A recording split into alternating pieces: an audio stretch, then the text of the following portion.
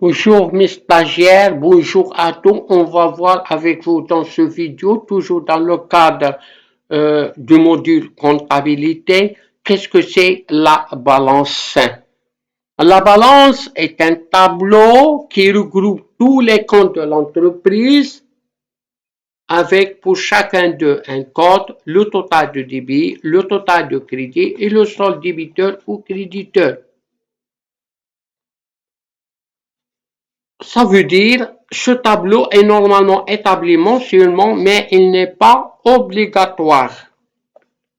D'après cette définition, la balance est un tableau qui regroupe une colonne qu'on intitule numéro des comptes.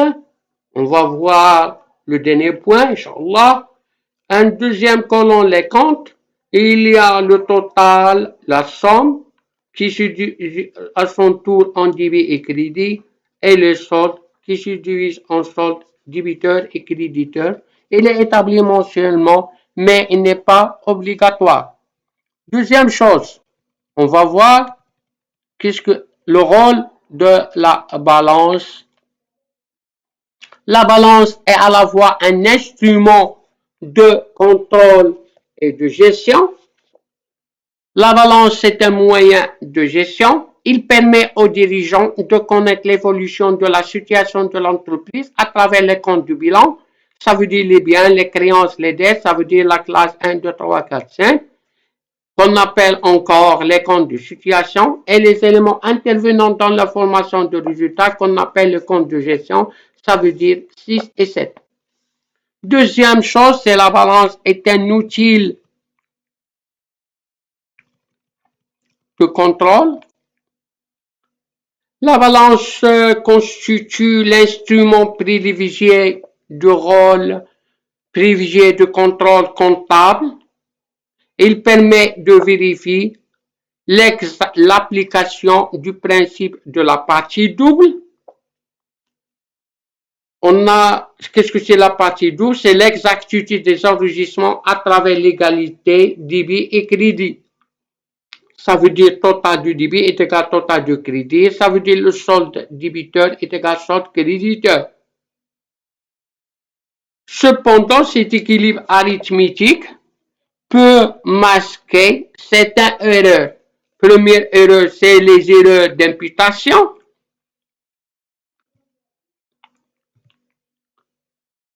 Débiter un compte au lieu d'un autre. Exemple, le règlement d'un facteur au comptant par chèque bancaire, on débite la caisse à la place de la banque. L'omission d'une opération à la fois au débit et au crédit. Et enfin, les erreurs qui se compensent. La même erreur est portée au débit d'un compte et au crédit d'un autre compte.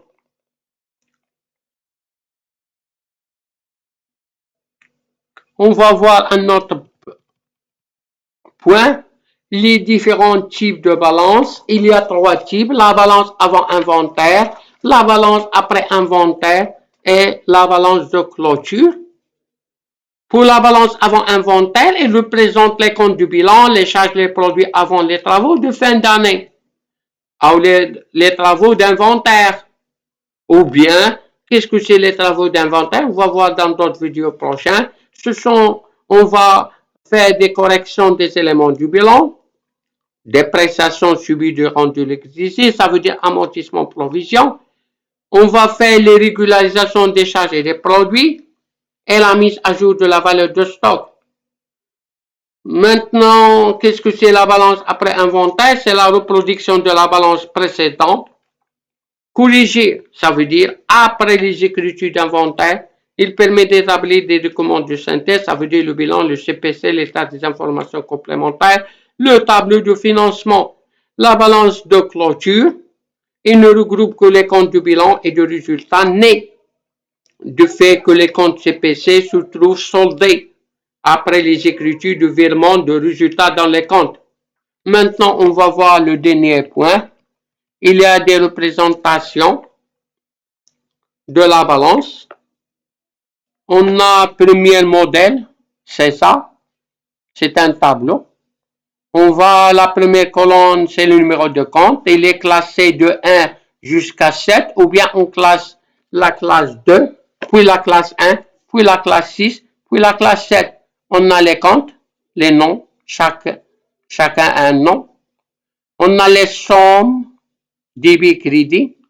Ici, on enregistre avec ces sommes toujours le solde initial et on a entamé le solde soit débiteur, soit créditeur. Dans le deuxième modèle,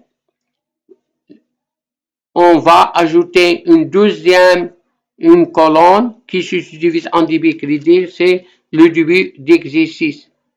Merci de votre attention et jusqu'à la prochaine vidéo. N'hésitez pas de poser la question. Allah.